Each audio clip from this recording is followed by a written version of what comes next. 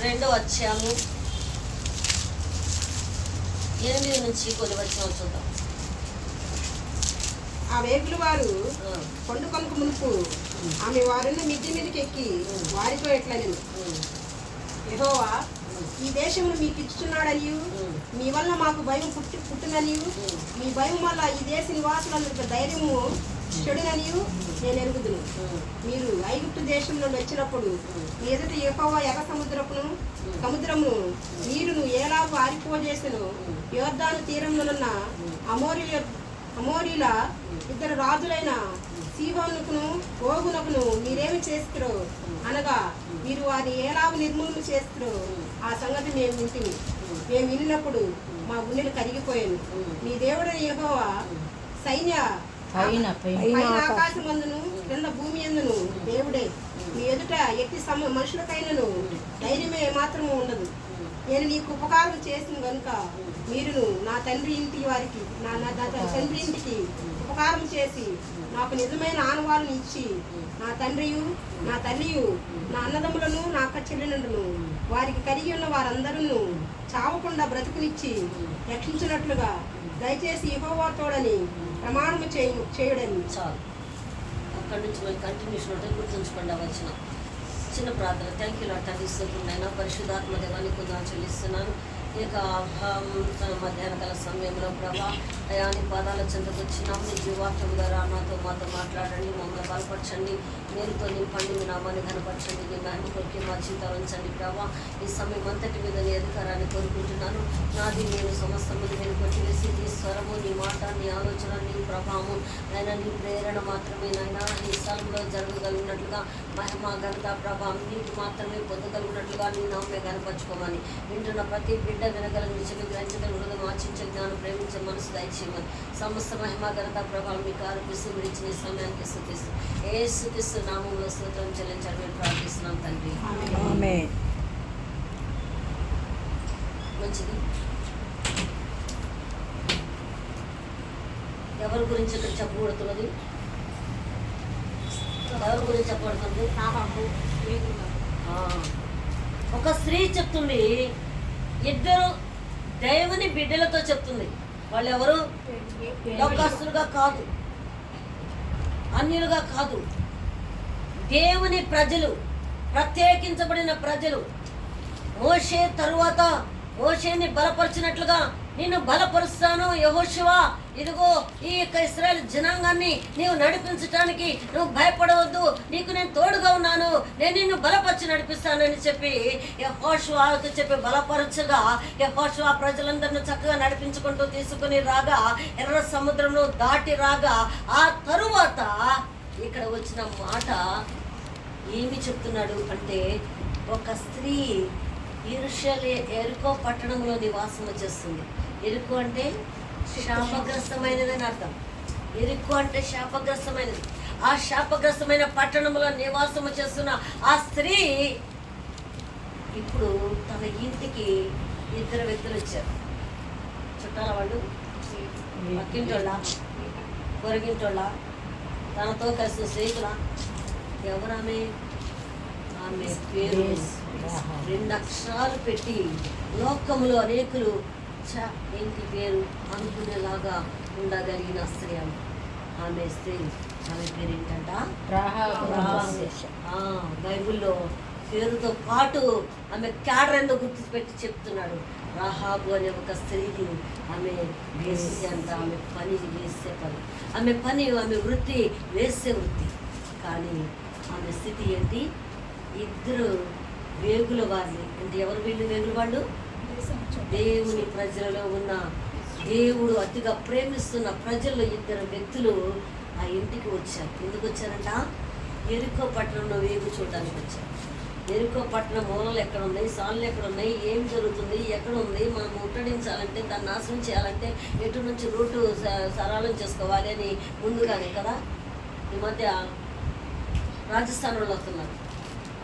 యూట్యూబ్లో చాలామంది గబ్బర్ పెట్టి చూస్తున్నారు. వాళ్ళు బట్టలు అమ్మటానికి వస్తున్నారు, కంబళ్ళు అమ్మటానికి వస్తున్నారు, రగ్గులు అమ్మటానికి వస్తున్నారు, చాలా మంచి మంచి గుండెలాగా వస్తున్నారు. వచ్చి ఏంది నువ్వు నీ భర్తకి భయపడతావా, ఏంది ఇంత మంచి కొనటానికి నీకేంటంట అని చెప్పంట రెచ్చగొడతారంట. కొనేదాకా రెచ్చగొడతారంట. ఇంట్లోకి వెళ్ళి సరే కొందామని వానకి వెళ్ళిపోతే ఎవరు లేరు వంటకుండా అంటే లోపలికి వచ్చేసి తలుపులేసి వాళ్ళని కత్తి చూపించేసి వాళ్ళని చంపేస్తానికి చెప్పేసి ఆ డబ్బు ఇంట్లో నేను దోచుకొని వెళ్ళిపోయే అంత ప్రమాదకరమైన వ్యక్తులు ఇళ్లలోనికి వస్తున్న పసిని దినాలు మన నిజ జీవితంలో చదువుతున్నాం. అయితే ఆమె ఇంటికి ఎవరు వెళ్ళారు? దేవుని బిడ్డలు 2 వెళ్ళారు. ఎందుకంటే ఈ దొంగలు వచ్చేసి వీళ్ళు ఎలాగైతే వెగు చూస్తూ ఉంటున్నారో అలాగన ఇంటిలో ఎటు నుంచి ముందే వచ్చి చూసుకుని పగలు రాత్రి వచ్చి దొంగ. కొంతమంది అయితే లేడీస్ ముందే వచ్చి అన్నీ చూసి అమ్మకానికి వచ్చినట్టుగా చూసి మంచిగా మాట్లాడుతూ అన్నీ ఇంటికి వెనక్కి వెళ్ళాలంటే ఇటు నుంచి గొంతులు సొంతలు ఉన్నాయి, ముందుకు వెళ్ళాలంటే ఇటు నుంచి ఎట్టు రావాలి అన్నీ కూడా కూర్చొని మాటలు చెబుతానే ఎంత స్కామ్ చేసుకుంటారంట. రాత్రిపూట వాళ్ళ భర్తలు చెప్పి పంపించేస్తారంట, వచ్చి శుభ్రంగా దోసుకుని వెళ్ళిపోతారు. ఇలాంటి భయంకరమైన పరిస్థితులు. వేగు చూడటానికి వచ్చారు అంటే దోచుకోవడానికే. వీళ్ళు ఏం దోచుకోవడానికి వచ్చారు? ఎరికో పట్టణాన్ని నాశనం చేయటానికి, శాపగ్రస్తమైన దాన్ని నాశనం చేయటానికి, పాపభూషమైన దాన్ని నాశనం చేయటానికి 2 వ్యక్తులు ఎట్లా ప్లాన్ చేయాలో తెలుసుకోవటానికి కోసం వాళ్ళు రాటునే ఒక్క స్త్రీ దగ్గరికి వచ్చారు. ఇన్ఫర్మేషన్ ఒక ఇంటి కోసం ఒకళ్ళు తెలుసుకుంటే ఒక్కరి కోసం ఒకళ్ళు వచ్చి రాస్తారు వాళ్ళు. ఇక్కడ ఈ గ్రామంలో ఉన్న అందరిళ్ళకి ఒకే ప్లానా కదా? ఎరుకో పట్టణం అంతటికి నాశనం చేయటానికి ఒక్క స్త్రీ ప్రాంతో దేవుడు కార్యం జరిగించినట్టుగా మనం చూస్తున్నాం. ఒక స్త్రీని దేవుడు ఉపయోగపెట్టుకున్నాడు. అవేమంటుంది? అయ్యా, ఈ దేశాన్ని మీకు మీ దేవుడు అప్పగిస్తాడని నాకు తెలుసు. మేమేమన్నా భక్తురాలైతే వేసుకుంటారా? భక్తురాలు కాదు. ఆమె అంటుంది సాక్ష్యం, నీ దేవుని శక్తి సామర్థ్యాలు నాకు తెలుసు, నీ దేవుని బల పరాక్రమంలో నాకు తెలుసు. నీ దేవుడు ఎలాంటి వాడంటే ఐగుప్తు దేశంలో నుంచి బయటకు తీసుకుని వచ్చి ఎర్ర సముద్రం 2 పాయలుగా చేసి ఇశ్రాయేల్ జనాంగాన్ని ఎలా నడిపించి ఐగుప్తుని ఏ రీతిగా ఫరో సైన్యాన్ని హతము చేశారో మా పితరులైన వారు మాకు చెప్తుంటే మా గుండెలు మాలో కరిగిపోతూ ఉన్నాయి. మేము కలవరపడుచబడుతూ ఉన్నాం. అలాంటి దేవుని కలిగిన ప్రజలు నా ఇంటికి వచ్చారా? పాపపు చూపు లేదా ఆమెలో. ఆ ఇంటికి వీటిలో వచ్చారంటే ఎంత డబ్బు ఇస్తారు, ఎంత టైం ఉంటారు, ఏమి చేస్తారు, వీళ్ళ వలన అళకలామెంత అలవల నీళ్ళకలామెంత బేరుజులు వేసుకునే పరిస్థితుల్లో ఉండే స్త్రీ మాట్లాడుతున్న మాట ఆ పురుషునికి వెళ్ళి పాపపు చూపు చూడట్లేదు. కానీ ఆ పురుషునికి వెళ్ళి చూస్తున్న ఆలోచన ఏంటి అంటే మీ దేవుడు ఇంత గొప్పవాడు. వాళ్ళకి తెలీదా ఎందుకు వచ్చారు వాళ్ళు? వాళ్ళకి ఇరుకో పట్టణం చెట్టు నుంచి అల్లాలో ప్రభా మాకు సహాయం చేయండి చెప్పడా దేవుడు? చెప్పడండి, ఏమని చెప్తాడు?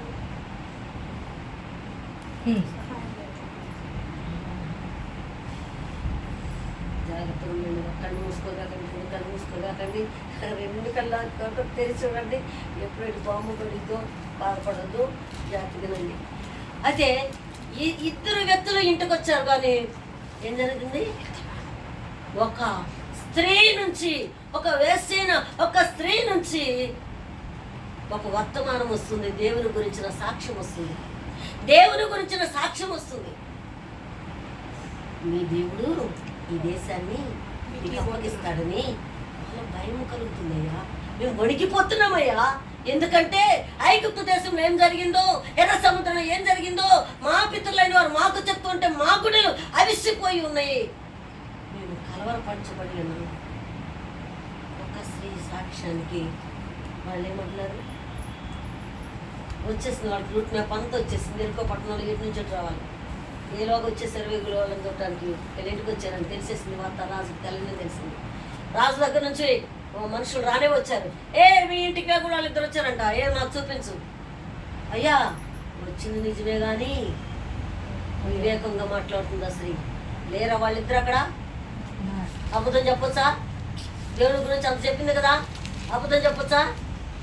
సమయోచితమైన మాట, చిత్రమైన వెండి పళ్ళలో బంగారు కోస వంటిదని చెప్పిన వాక్యాన్ని ఎరిగిన లాగా ఉన్న ఆమె అంటుంది, ఈ ఈ దేవుని ప్రజలను నేను కాపాడవలసిన బాధ్యత ఉంది నాకు అనుకోని యంత్రాంగంలో అయ్యా వచ్చారని మీరు విన్నారు. వేగులు వాళ్ళని వాళ్ళకి ఎంత తెలుసు? ఆ ఇంటి రాగానే దారిలో ఎంతోమంది చూస్తుంటారు. అసలు ఎరుకో పట్టణంలోనంట 6 బస్సులు ఒకేసారి, ఇటు 3 బస్సులు ఇటు 3 బస్సులు ఫ్రీగా వెళ్ళగలిగినంత పెద్ద ప్లేసు ఎంత ఉంటుందో అదంతా కోట గోడ అంత వెడల్పు ఉంటుందంట. ఆ గోడ మీద కట్టబడిందంటే వీళ్ళు అట్టెక్కెళ్ళారు అటంతా. దానికి లిఫ్ట్లు అట్లాంటి ఏదో చేసి ఉంటారు మరమ్మతులు. ఆ టైంలో వెళ్ళారు. అక్కడ ఏం జరిగింది? ఆ స్త్రీ చెప్పిన మాటలకు వాళ్ళు వినిన తర్వాత వాళ్ళు వెంటనే అంతరంగంలో దేవుడు ఎంత గొప్ప దేవుడిని వారు స్థుతించారు. వెంటనే వచ్చిన వాళ్ళకు అంటుంది, వచ్చారు కానీ అయ్యా మీరు ఇప్పుడే గర్భం దాటి వెళ్ళారు. మీరు తొందరగా ఇక్కడ ఆలస్యం చేయకుండా, ఎందుకంటే వాళ్ళు అక్కడ తొందరగా ఎక్కడి నుంచి పంపాలి, తొందరగా ఇక్కడ ఆలస్యం చేయకుండా తొందరగా మీరు వెళ్తే వాళ్ళు పట్టుకుంటారు. ఇప్పుడే గవిని దాఖీలు ఉంటారు. ఇప్పుడే జస్ట్ మీరు వెళ్ళారంటే వెంటనే వాళ్ళు పట్టుకుంటారు. త్వరగా వెళ్ళండి అని వాళ్ళు వెళ్ళగానే కలిపేసింది. వాళ్ళని ఎక్కడ పైన జమ్ము కట్టెల్లోనంట వాళ్ళని దాచిపెట్టి వచ్చిందంట. మళ్ళీ ఆమె పైకి ఎక్కిందంట. పైకి ఎక్కి ఆ అటక మీదకి ఎక్కి వాళ్ళ దగ్గరికి వెళ్ళి చెప్పిందంట, వెళ్ళారా వాళ్ళు ఇప్పుడు మిమ్మల్ని గురించి తెలుసుకున్నారు, మీరు గవిని దాటి ఉంటారని చెప్పన్నాను. వాళ్ళు తరుముకుంటూ వెళ్తున్నారు. ఆ గవిని దాటి రూట్ చూడండి, ఆ రూట్ మ్యాప్ అంతా ఆమెకు అర్థమయ్యింది. అది ఎన్ని రోజులు ప్రయాణం పట్టిందో ఆమెకు అర్థమయ్యి ఉంటుంది. 3 రోజులు వాళ్ళు మీకోసం బహుగా వెతుకుతారు. ఈ రోడ్లన్నీ తిరిగేసరికి 3 రోజులు అవుతుంది. అన్నీ వెతుకుతారు. ఈలోగా మీరేం చేయాలా? ఈ కొండ మీద నుంచి దించుతాను నేను, పక్కకి దిగండి, దిగి అక్కడ 3 రోజులు దాక్కుని ఉండండి. ఈ 3 రోజులకి వాళ్ళు ఎట్లా తిరిగినా సరే 3 రోజులకి అంతా తిప్పి వస్తారు. అది తిరిగి మళ్ళీ మా దగ్గర వాళ్ళ రాజు దగ్గరికి వెళ్ళిపోతారు.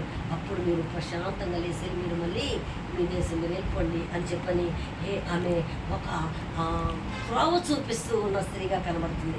ఒక మార్గం చూపిస్తున్న స్త్రీగా కనబడుతూ ఉన్నది. వాళ్ళు పురుషులకి ఈ స్త్రీ ఏం చేస్తుంది? మార్గం చూపిస్తూ ఉన్నది. ఏం చేయాలి ఒక ప్లాన్ తెలియచేస్తా ఉన్నది. శత్రు చేతులకు దొరకకుండా కాపాడగలగటాని కోసం ఎలాంటి జ్ఞానం కావాలో ఆ స్త్రీ ద్వారా ఆత్మీయులైన వారు తెలుసుకున్నారు. అలాంటి పరిస్థితుల్లో వెళ్ళిపోతున్నప్పుడు ఆ స్త్రీని చూసినప్పుడు వాళ్ళు ఏం చేస్తున్నారంటే దాటుకుని అలాగే 3 రోజులు ఉన్నారు. తర్వాత వెళ్ళిపోయారు. యెహోషువ దగ్గరికి వెళ్ళి ఏం చెప్తున్నారు తెలుసా? చూడండి, అదే 2వ అధ్యాయం చివరి 2వ వచనం చదవండి. ఆ 2 మనుషులు తిరిగి కొండల నుండి దిగి నది దాటి నూను కుమారుని యెహోషువకు వచ్చి తమకు సంభవించినదంతయు అతనితో వివరించి చెప్పిరి. మరియు వారు ఆ దేశమంతయు యెహోవా మన చేతికి అప్పగించున్నాడు, మన భయము చేత ఆ దేశ నివాసులందరికీ ధైర్యం చెడి ఉన్నదని యెహోషువ తండ్రి. అది ఏమంట? 2 వేగులు వాళ్ళు వెళ్ళి డైరెక్ట్గా యెహోషువ దగ్గరికి వెళ్ళిపోయి ఏం చెప్తున్నారు వీళ్ళు ఇప్పుడు? అయ్యా ఇదిగో ఈ దేశాన్ని మనకు అప్పగిస్తాడంట దేవుడు. ఆ స్త్రీ చెప్పింది కాబట్టి మనలను బట్టి వాళ్ళకి భయము వణకు కలుగుతున్నది. మనలను బట్టి వారికి ఏం కలుగుతుందంట? భయము కలుగుతుందంట. ఆ భయము చేత వారికి ధైర్యము చెడి ఉన్నదంట. ఓ ఇశ్రాయేలు ప్రజలు వచ్చేస్తున్నారు, దేవుని ప్రజలు వచ్చేస్తున్నారు, ఎర్ర సముద్రాన్ని 2 పాయలు చేసిన దేవుని కలిగిన ప్రజలు ఇక్కడికి వస్తున్నారు, వీళ్ళ ద్వారా మళ్ళీ ఇక్కడ ఒక ప్రకంపం జరగబోతుంది అనే భయము మనల్ని బట్టి వాళ్ళకి కలిగిందంటయ్యా. దాన్ని బట్టి వాళ్ళకి ధైర్యం చెడిపోయిన వాళ్ళు ఉన్నారు అని ఎప్పుడైతే చెప్పాడో ఆ మాటలను బట్టి యెహోషువ యోగాన్ని తీసుకుని యుద్ధానికి వెళ్తాడు. మరి ఎరుకో పట్టణం అంతటిని కూడా దోచుకుంటాడు. ఎరుకో పట్టణం అంతటిని కూడా నాశనం చేసి వస్తాడు. చూడండి 6వ అధ్యాయం 20 నుంచి 25 వచ్చాను చదవండి. 6వ అధ్యాయం 20 నుంచి 25 వచ్చిన యాజకులు గోరలు ఊదగా ప్రజలు కేకలు వేసిరి. ఆ ఘోర ధ్వని విన్నప్పుడు ప్రజలు ఆర్భాటముగా కేకలు వేయగా ప్రాకారములు కూలెను. ప్రజలందరూ తమ ఎదుటికి చక్కగా పట్టణ ప్రాకారం ఎక్కి పట్టణములు పట్టుకొనిరి. వారు పురుషులేమి స్త్రీలనేమి చిన్న పెద్దలందరినీ ఎద్దులను గొర్రెలను గాడిదలను ఆ పట్టణంలో సమస్తమును కత్తివారు సంహరించింది. అయితే యెహోషువ ఆ వేసి ఇంటికి వెళ్ళి మీరు ఆమెతో ప్రమాణం చేసినట్లు ఆమెను ఆమెకు కలిగిన వారందరినీ అక్కడ నుండి తోడుకొని రండని దేశమును వేగు చూసిన ఇద్దరు మనుషులతో చెప్పగా వేగులు వారైన ఆ మనుషులు పోయి రాహాబును, ఆమె తండ్రిని, ఆమె తల్లిని, ఆమె సహోదరులను, ఆమెకు కలిగిన వారందరిని వెలుపలకు తోడుకొని వచ్చింది. ఆమె ఇంటి వారందరినీ వారి వెలుపలకు తోడుకొని ఇశ్రాయేలుల పాళ మీదుట వెలుపల వారిని నివసింపజేసిరి. అప్పుడు వారు ఆ పట్టణమును దానిలోని సమస్తమును అగ్ని చేత కాల్చివేసిరి. చాలు. ఇక్కడ ఏం జరిగిందంటే అక్కడ ఆ మాట తర్వాత మాట్లాడు చదువు ఇప్పుడు చదువుతాను కంటిన్యూషన్. అప్పుడు అప్పుడు వారు ఆ పట్టణము దానిలో సమస్తమును అగ్ని చేత కాల్చివేసిరి. వెండిని, బంగారమును, ఇత్తడి పాత్రలను, ఇనుపు పాత్రలు మాత్రమే యెహోవా మందిర ధనాగారంలో ఉంచిరి. రాహాబు అని వేశ్య యెరికోను వేగు చూచుకు యెహోషువ పంపిన దూతలను దాచిపెట్టి ఉండెను గనుక అతడు ఆమెను, ఆమె తండ్రి ఇంటి వారిని, ఆమె కలిగిన వారందరినీ బ్రతుకునిచ్చాను. ఆమె నేటి వరకు ఇశ్రాయేల్ మధ్య నివసించున్నది. ఏమంట ఈ స్త్రీ చేసిన పని ఏంటంటే వాళ్ళని కాపాడింది, వాళ్ళ దేశాన్ని పంపించింది.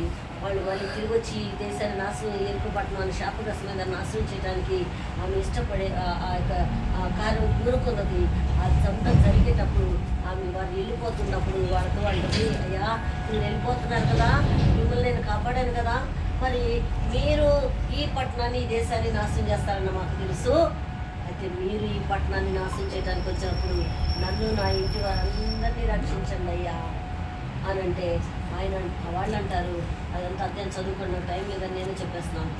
వాళ్ళు అంటారు, అవును కానీ నువ్వు చెప్పినట్టుగానే మేము చేస్తాము, ఒక్కళ్ళని కూడా విడిచిపెట్టకుండా మేమందరినీ కాపాడతాము, కానీ మా గురించి మమ్మల్ని పంపించేసి మళ్ళీ మీ వాళ్ళందరూ కానీ మా గురించి చెప్పి మాకు చెప్పినట్టుగానే వాళ్ళకు కూడా చెప్పి వాళ్ళని కూడా మళ్ళీ మా మీదకి దానిగా మాట తప్పినట్టుగా ఉన్నదా రాహాబు, మాట తప్పినట్టు ఉన్నదా, ఇదిగో మిమ్మల్ని కూడా నాశనం చేసేస్తాం పట్టణంతో పాటు అని చెప్పని మాట అంటే అలాగా జరగదు, నేను ఎవరికి చెప్పను, మీరు వెళ్ళిపోండి, అయితే నా ఇంటిని కాపాడటాని కోసం నేనేం చేయాలి అన్నంటే అప్పుడు వాళ్ళు అంటారు, నీ కిటికీకి ఎర్రని దారం కట్టు. ఈ పట్టణం అంతా నాశనం చేస్తున్న సమయంలో ఏ ఇంటికి ఎర్రని దారం, తగర దారం కట్టబడి ఉంటుందో ఆ ఇల్లు కాపాడబడుతుంది, రక్షించబడుతుంది, విడిచిపెట్టబడుతుంది, నాశనం చేయకుండా విడిపించబడుతుంది అని చెప్పని వారు ఆనవారు ఆ సూచన ఇచ్చి వెళ్ళిపోయిన తర్వాత ఆ ఇల్లు కాపాడబడుతుంది. అది ఏం పరిస్థితి అర్థం చేసుకుంటుంది, కాపాడబడుతుంది ఆ ఇల్లు. ఆ మాట చెప్పిన తర్వాత ఈ ప్రజలు వీళ్ళు వెళ్ళారు, మొత్తం దోచుకున్నారు. యెహోషువ ఆ పట్టణాన్ని నాశనం చేస్తాడు. నాశనం చేసిన తర్వాత అంటున్నాడు, ఆ ఇద్దరు వేగుల వారిని పిలిచి ఏమన్నారంట, ఆ ఇద్దరు వేగుల వారిని పిలిచి, ఇదిగో ఈ పట్టణమును మనం నాశనం చేశాము, అయితే ఎర్రని దారము కట్టబడిన ఆ రాహాబు ఇంటిని, ఆమె తల్లి తండ్రిని, ఆ సహోదరులను, తనకు ఇంటి వారు ఎంతమంది తనకు కలిగిన వారో వాళ్ళందరినీ రక్షించుకొని ఇదిగో ఇక్కడ తీసుకురండి. పట్టణం అంతా నాశనం చేసాం, ఒక్కళ్ళు కూడా విడిచిపెట్టబడకుండా. కానీ ఆ కుటుంబాన్ని మాత్రం ఎర్రదారం కట్టబడింది కాబట్టి ఆ కుటుంబాన్ని మాత్రము విడిపించుకొని తీసుకురండి అని చెప్పారంటే ఎర్రదారం దేనికి సాదృశ్యం? రక్తానికి, యేసు ప్రభు రక్తానికి, యేసు ప్రభు రక్తానికి, విమోచన, యేసు రక్తానికి సాదృశ్యం, యేసు రక్తానికి సాదృశ్యం. ఎవరు యేసు రక్తము క్రిందకు వస్తారో ఆ ఇంటికి మానదూత రాకుండా, ఆ ఇంటిని నాశనము చేసే శత్రువు పరిస్థితులు పనిచేయకుండా ఆ ఇల్లు కాపాడబడుతుంది. యేసు రక్తముకు రావాలంటే యేసుక్రీస్తు ప్రభుని సొంత రక్షకుడిగా అంగీకరించాలి. ఆయన నీ కోసం ఏమి శిలువ బలియాగం చేశాడో, ఆయన నీ కోసం ఏ రీతిగా రక్షణలోకి రక్తము చిందించాడో, ప్రాణం పెట్టాడో, తిరిగి లేచాడో, ఈ వాస్తవాన్ని తెలుసుకొని నీ కోసం పరలోకమును నీ సిద్ధపరచటాని కోసం వచ్చిన యేసయ్యను హృదయపూర్వకంగా నువ్వు అంగీకరించి ఆ ప్రభును వెంబడిస్తూ ఉంటే, ఆ యేసు రక్తం కింద నువ్వుంటే, అపోదైన సాతాను ఎన్ని రకాలైన వ్యాధులతో నిన్ను చంపాలనో, లేకుంటే సమస్యలతో చంపాలనో, ఎంతోమంది వ్యతిరేక స్వభావం కలిగిన వారు మనం సంచించే ప్రాంతాల్లో మరి తను కూడా కొంతకాలం మరి మా సేవ పిలుపు సంపూర్ణంగా తీసుకునేదాకా ఒక కాలేజీలో, ఇంజనీరింగ్ కాలేజీలో తను కూడా మరి ప్రొఫెసర్గా జాబ్ చేసి వచ్చింది. అక్కడ ఎన్ని ఎదుర్కొందో నాకు తెలుసు. అధికారులు టార్చరు ఇంత అంతా కాదు, మంచిగా ప్రేమగా మాట్లాడినట్టే ఉంటారు. వెనక పెద్ద గోతి, మనిషి మొత్తం ఒకేసారి డమాలో పడగలిగినంత గోతి తొంగి పెడతా ఉంటారు. వాళ్ళ మైండ్లు కాకావికలు చేస్తూ ఉంటారు. నా పరిచర్యలో, నేను 30 సంవత్సరాల పరిచర్యలో ఎంతోమంది గవర్నమెంట్ జాబ్స్ పొందుకున్న స్త్రీలు ఉన్నారు. వాళ్ళందరూ మీకు కూడా చాలా మంది తెలుసు, నేను చెప్పగా మీరు విన్నారు కాబట్టి. అట్టి వారందరూ అనుక్షణము వాళ్ళు నీతిమంతం జీవిస్తుంటే, ఆ నీతిని తప్పిపోయి అక్రమంగా జీవిస్తున్న పై అధికారులు కింద వారిని టార్చర్ పెడతా ఉంటారు. ఎంతంటే ఈ ఉద్యోగాలే మాకు వద్దు, అసలు ఈ జీవితాలే వద్దు, మేము ఎట్టకట్ట బతుకుంటాం, కష్టపడైనా సరే, కట్టి చోటించైనా సరే అనుకునే నిర్ణయాలు వచ్చేలాగా టార్చర్లు పెడుతూ ఉంటే ఆ పరిస్థితుల్లో నుంచి దేవుడు అది ఏంటి శాపగ్రస్తమైన పరిస్థితులు అవి అవతల నీ జీవితాన్ని నిన్ను కలవర పెట్టేది ఏదైనా, నిన్ను బాధ పెట్టేది ఏదైనా, నిన్ను కష్టపెట్టి నష్టపెట్టేది, నీ జీవితానికి నెమ్మది లేకుండా చేసే అధికారుల, మనుషుల, ప్రక్కవారా, ఎరువారా, వెనక వాళ్ళ ఎవరైనా అది ఎరుకో వంటి శాపగ్రస్తమైంది. ఆ శాపగ్రస్తమైన దాని నుంచి నువ్వు రహాబు విడుదల పొందుకున్నట్టుగా నువ్వు పొందుకోవాలంటే ఆ తగర దారం అనే యేసు రక్తం కిందకు నువ్వు రావాలి. ఆ యేసు రక్తం కిందకు నీవు వచ్చినప్పుడు దేశమంతా నాశనం అయిపోయినా నీవు మాత్రమే రక్షించబడతావు, నీవు మాత్రమే కాపాడబడతావు. ఆ శక్తి యేసయ్యకి మాత్రమే, హల్లెలూయా, యేసయ్యకి మాత్రమే ఉంది, యేసు రక్తానికి మాత్రమే ఉంది. రహాబు అలాగా దేవుని తట్టు చూసింది, తన ఇంటిని, తన ఇంటి వారందరినీ రక్షించుకుంది. దేవుని బిడ్డలకే హితబోధ చేసింది.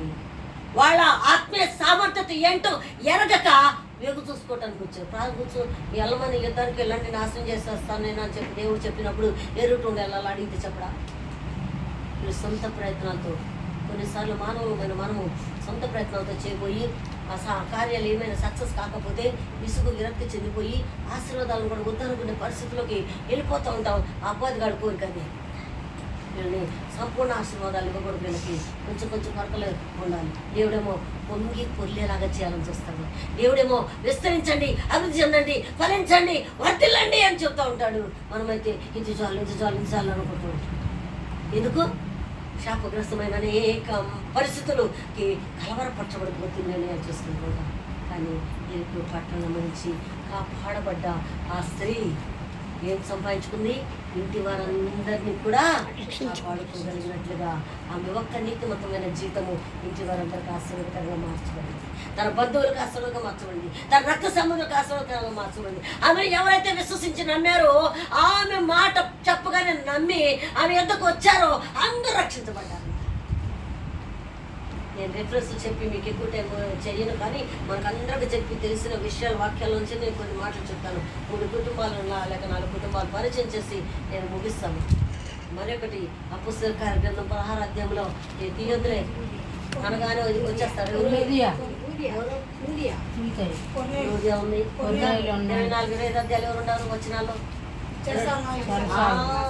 కదా? చెరసాలలో ఎవరున్నారు? సువార్తను ప్రకటిస్తున్నందుకు తప్పు లేకుండా, దోషం లేకుండా మరి పౌలు శీలలు బంధించబడి ఉండగా వారు బాధపడట్లేదు. అయ్యో మేమేం తప్పు చేయకపోయినా మమ్మల్ని చెరసాలలో వేసి బంధించారే, అయ్యో మాలో ఏ తప్పు లేదే, మాలో ఏ దోషం లేదే, మేమేంది ఇంత బాధ పెట్టబడుతున్నాము అని చెప్పని వాళ్ళు అనుకుంటూ ఉన్నారు. ఎప్పుడైనా నీ సమస్యకి నువ్వు చూసావంటే మునిగిపోతావు పీతరు వలె. సమస్య కాదు, నా దేవుడు నాతో ఉన్నాడు, ఆయన నన్ను ఏం చేయమంటున్నాడు తెలుసుకొని ఆ ప్రకారం నేను ఉంటాను నిర్ణయం చేసుకోగలిగితే ఒకటి దానికి ఒక అద్భుత కార్యాన్ని మనం తప్పకుండా చూస్తాం.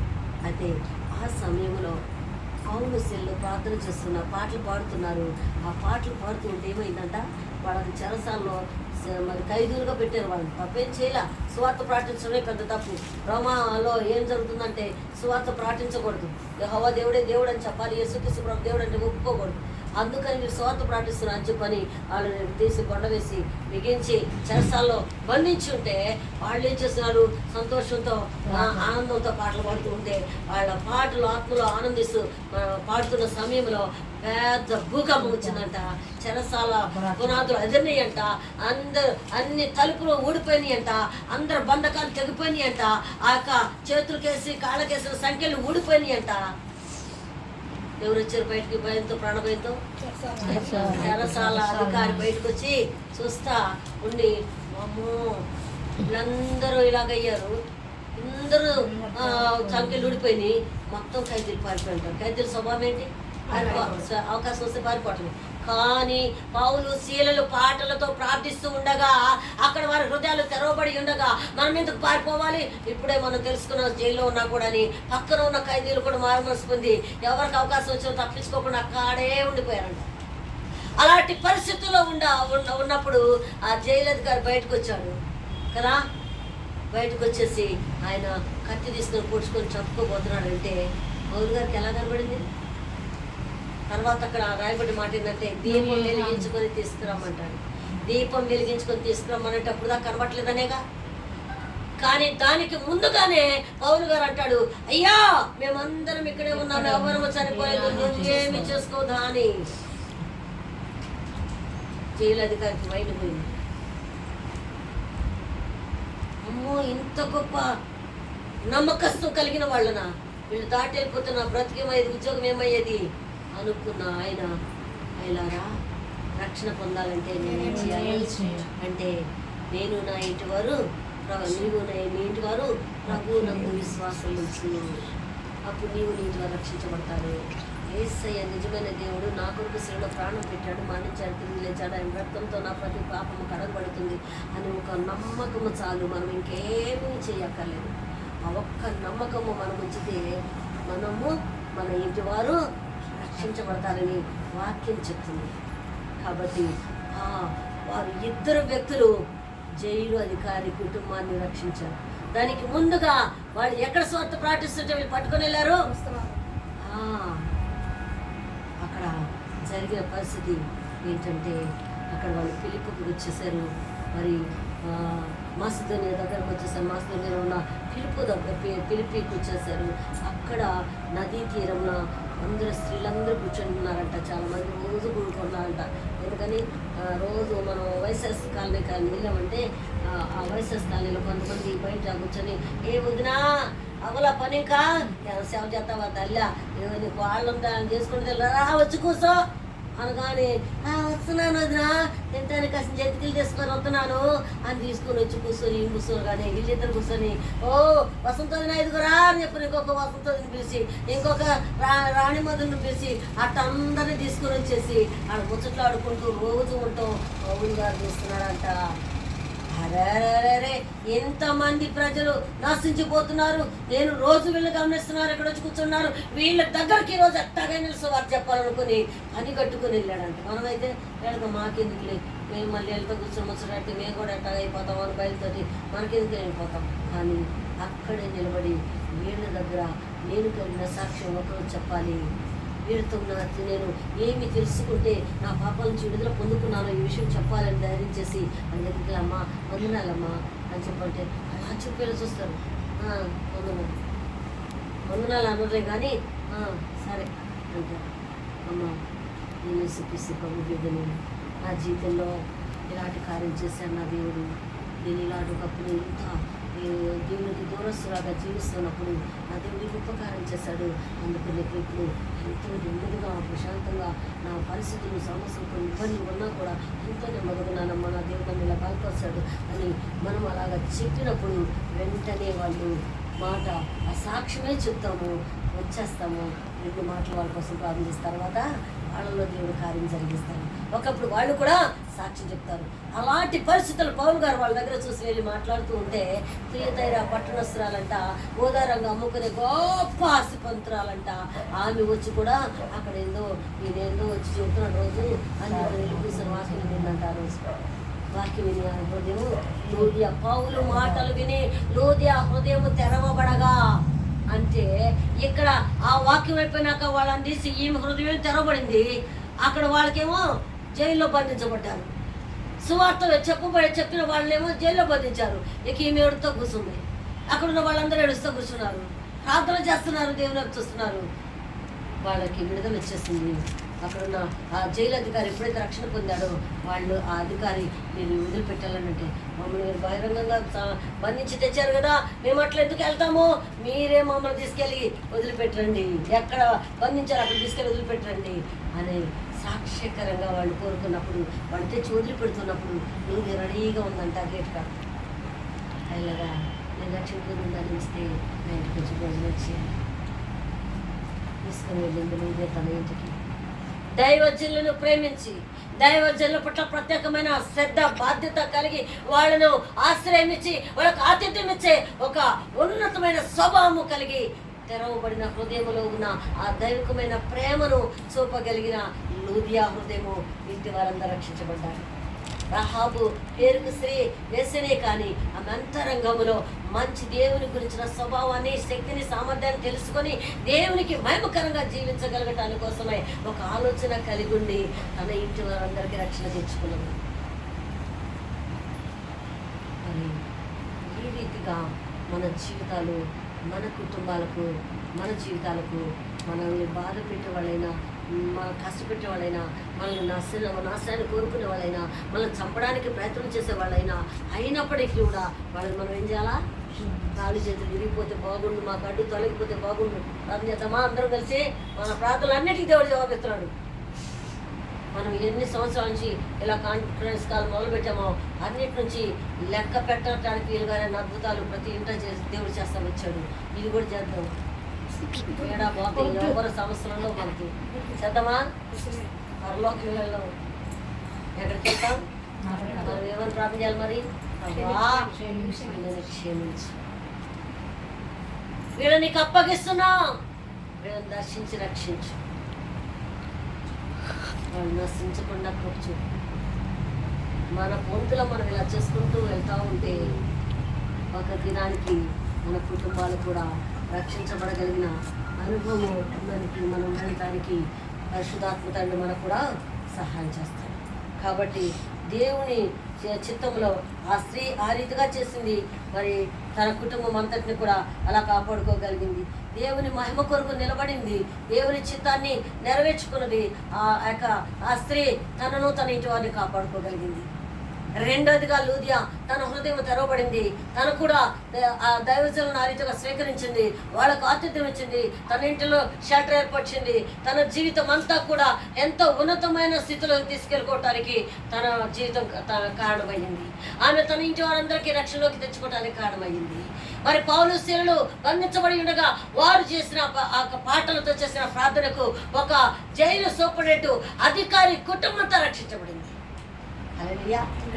ఈరోజు నీవు నేను మనకు తెలియకుండానే మనము దేవుని కొరకు అనేక కోసం ప్రార్థన చేసినప్పుడు ఎన్నో కుటుంబాలు విడుదల పొందుకుంటున్నాయి, ఎన్నో కుటుంబాల్లో శాపాలు తొలగిపోతున్నాయి, ఎన్నో కుటుంబాల్లో ఉన్న సంఖ్యలు విడిపోతున్నాయి, ఎన్నో కుటుంబాల్లో ఉన్న బంధకాలు తెగిపోతున్నాయి.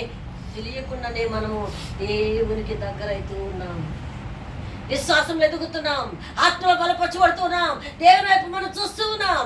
ఈ లోకంలో మన కేడర్ కాదు, పరలోకంలో దేవునికి మనకు ఉన్న సంబంధ బాంధవ్యంలో మనం ఎంతవరకు ఫ్లరిష్ అవుతున్నాం అనే ప్రశ్న. నా హృదయం తెరవబడిందా?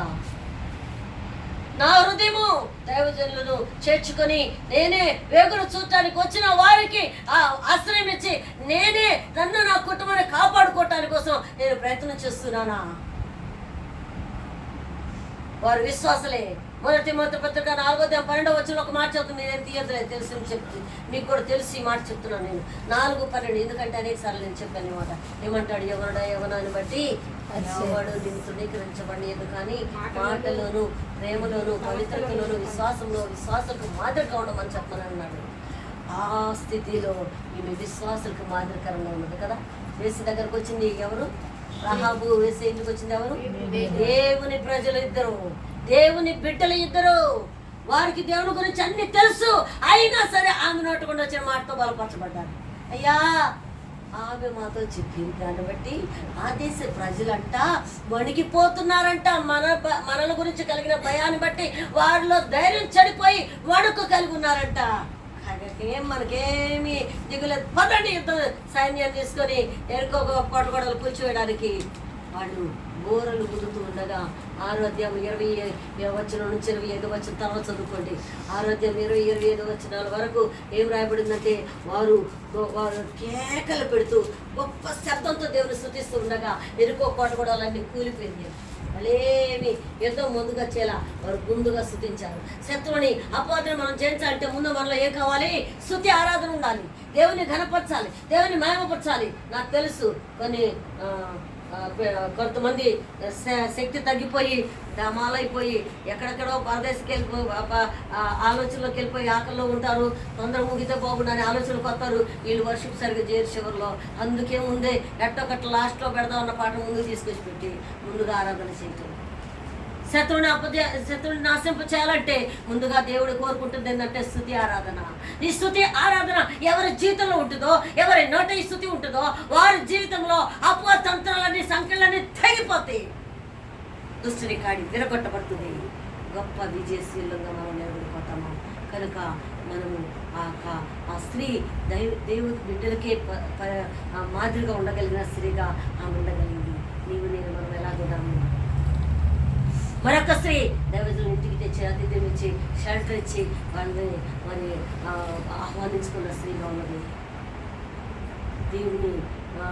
దేవుని కుమార్తెగా తన ఇంటి వారందరిలో రక్షించుకున్న కుమార్తెగా ఉన్నది. జైలు సూపరింటెండెంట్ అధికారిని తన ఇంటి వారిని రక్షణలోకి తీసుకురావడానికి పోలీసులు ఎంతగానో సమయస్ఫూర్తి. అక్కడ చీకటిగా ఉన్నా కూడా ఆయన తను పొడుచుకొని చంపుకున్నాడు అని ఎట్లా చెప్పగలిగాడంటే ఆయన అనుకుని ఉంటాడు, అయ్యా వీళ్ళందరూ వెళ్ళిపోయారు, సంఖ్యలు ఊడిపోయినాయి, అందరూ బంధకాలు తెగిపోయినాయి, ఇదంతా ఖాళీగా అయిపోయి అందరూ వెళ్ళిపోయి ఉంటారు, ఇంకేముంది నా బతుకు, నేను చచ్చిపోతా, కత్తి తీరా, కత్తితో పొడుచుకొని చచ్చిపోతా అని చెప్పని అనుకుంటున్నాడేమో. ఆ మాటకి పౌలు గారు అమ్మ ఈయన కత్తితో చచ్చిపోతున్నాడు పొడుచుకొని అనుకోండి, అయ్యా అయ్యా అయ్యా మేము అందరం ఉన్నాం, ఇక్కడ ఎవ్వరం వెళ్ళలేదు. నువ్వేమి చంపుకోవద్దు, ఇంతనే అయ్యారా, ఇంత నీతి కలిగిన మీరు, ఇలాంటి నీతి మాకు కూడా కావాలి. మీరు కలిగిన దేవుడు మనం కూడా కలిగి ఉండాలి. అందుకే నేనేం చేయాలి? నువ్వు నీటి వారు ప్రభు అయిన యేసుక్రీస్తునందు మాత్రమే నమ్మకం ఉంచు, నువ్వు నీటి వారందరూ రక్షించబడతావు. మాటకు లోబడి కుటుంబం రక్షించబడతావు. అందరూ మొక్కలు మెక్కుతాం, అందరూ మొక్కలు మెక్కుతాం, అందరూ మోకాళ్ళ మీద కొద్దిగా వినపడలేదా? కాళ్ళు మరొక కావట్లేదా? తొందర